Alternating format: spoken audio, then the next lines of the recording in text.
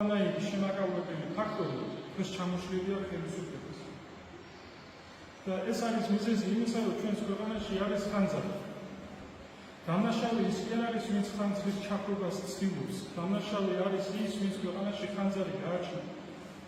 დღეს ჩვენს ქვეყანაში ხელისუფლებამ ხანძარი გააჩინა და იჭერს და სჯის იმათ, ვინც ამ ხანძრის ჩაქრობას ცდილობს.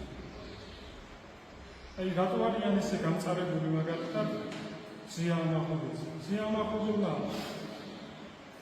პოლიციელს კი არ გააწნა სილა. ზია ამაყობელმა მთელ სისტემას გააწნა სილა და ამას ვერ პატიებენ იმას, თუ ერთმა ჟურნალისტმა ქალმა როგორ გაბედა ის, რომ მთელი სისტემა ესე ამაყობდა.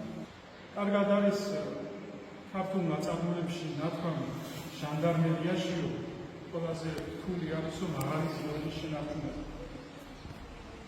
და დღეს ჩვენმა პოლიციამ ეს მაღალი ზეობა ჩააბარა, ვერ გაიარა. ისეთ საშინელებებს ჩააბარა.